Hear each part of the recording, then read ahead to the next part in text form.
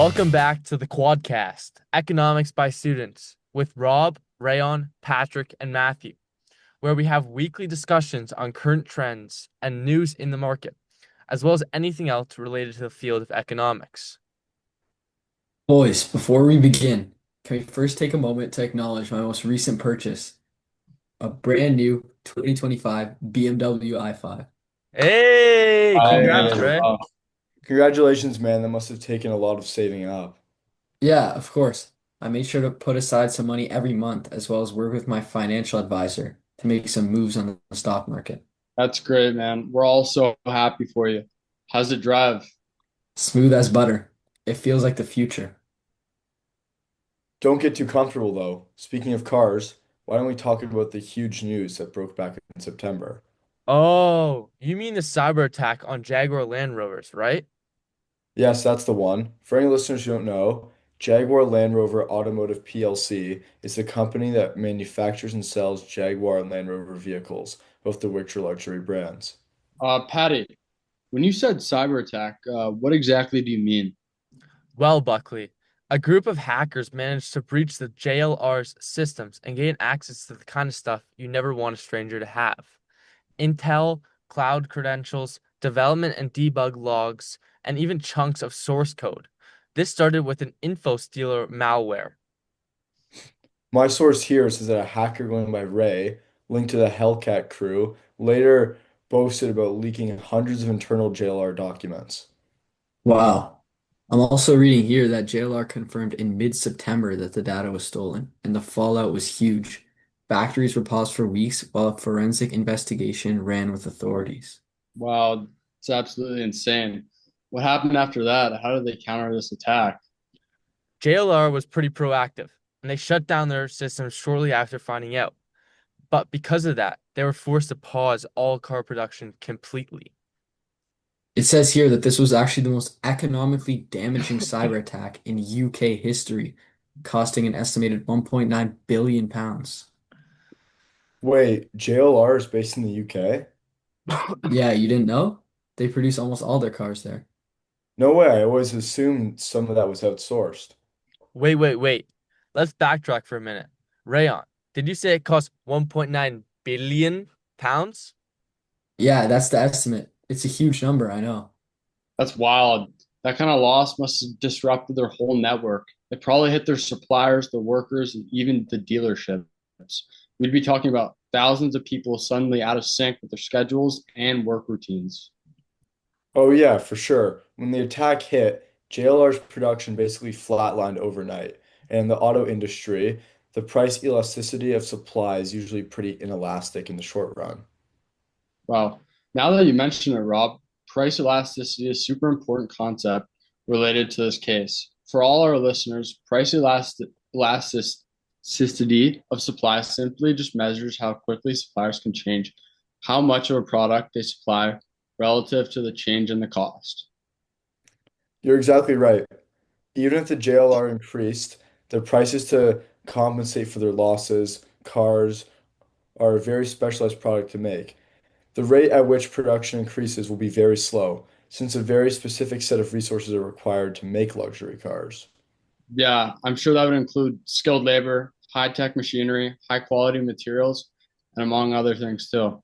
Yes, absolutely.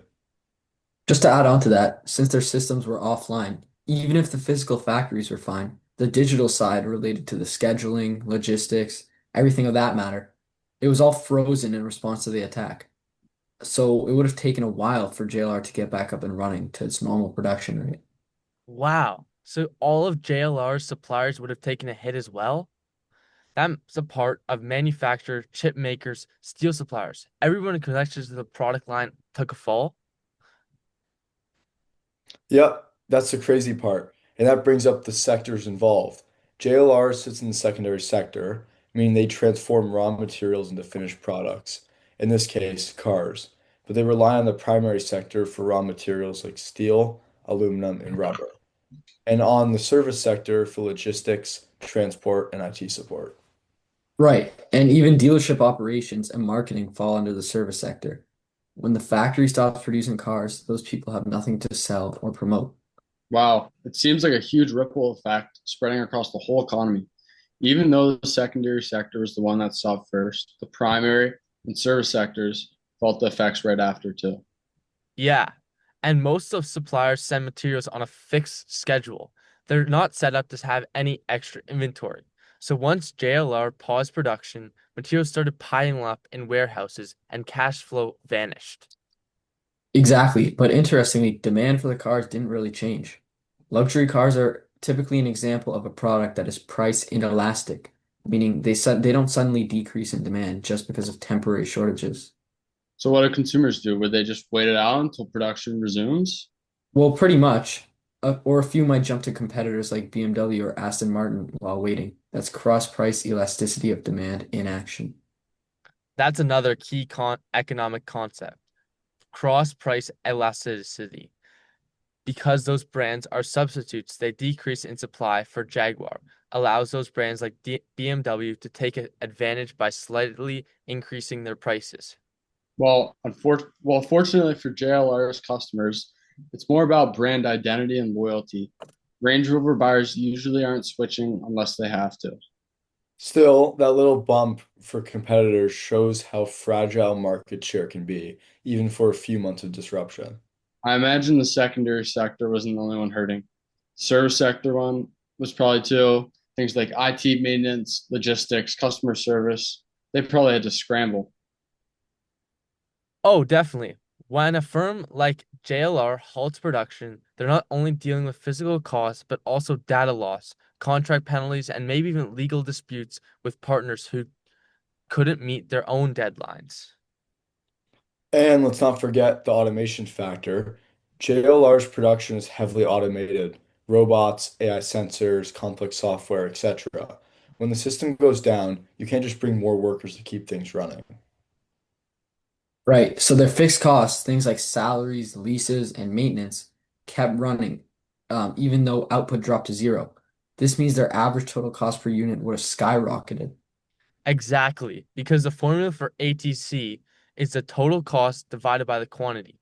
When quantity falls to almost zero, the ATC shoots straight up. Oh, so that's why I said before, when the cost curve must have shifted upwards. Yeah, for our new listeners, a cost curve basically shows how a firm's production costs change as output costs change. Usually, as output costs increase, cost per unit mostly goes down because you're spreading the fixed costs over more units. But when production stops, that logistic flips. So visually, if you drew it out, the average total cost, or ATC, curve would move upward, meaning at every possible output level, the cost of making one car is higher than before the cyber attack. And also, the marginal cost curve might spike too, right? Since getting those systems back online probably made each additional car temporarily more expensive to produce. Exactly. And on top of that, they'll face new long run costs, cybersecurity upgrades, system redundancies, and who knows, maybe even insurance or compliance costs. True, but those investments can also pay off later. If better security means fewer disruptions in the future, that's a kind of long-term efficiency. And that's the silver lining, I guess. Short-term pain equals long-term resilience. Mhm. Although some other suppliers might not survive to see that recovery. Yeah, and that's the sad part. The ripple extends far beyond from the companies that just got hacked. If one large secondary sector firm halts, primary suppliers stop earning revenue and services companies lose contracts. It really shows how interdependent these sectors are, primary, secondary, and service. Each one of the three is like a different gear in a machine. If one of them stops turning, everything will stop. Or you could say it's like links in a chain. One weak link and the chain just doesn't connect. I'm loving these metaphors, Buckley. Thanks, man. Thanks, man. But honestly, he's right. It's not just a manufacturing issue anymore. The digital side is the production process now. Yeah, a company's data has become as important as its assembly line. Lose one and the other one can't function. It's wild to think about. Invisible code can stop a physical production line. 20 years ago, that would have sounded almost like science fiction. But now it's an economic case study. All right, boys, I think that's a great place to wrap up. To summarize our episode today, We talked about the JLR cyber attack and how it might have started as just a tech story, but it's really an economic story about price elasticity, cost structures, and the interconnectedness of economic sectors. And a reminder that digital security is a critical and physical infrastructure for any modern firm. If anything, this case proves that protecting data is part of protecting production. If you don't protect your data, you're susceptible for cyber attacks like this. The attack on JLR set a new precedent for new internal control measures every big company should face. Wow. Well said, Rob. Well, thanks for tuning in, everyone. Make sure to join us next week when we'll be talking about the production of avocados from Mexico. And how it plays a significant role in Mexico's economy. You won't want to miss it. See you all then. See you, boys. See ya.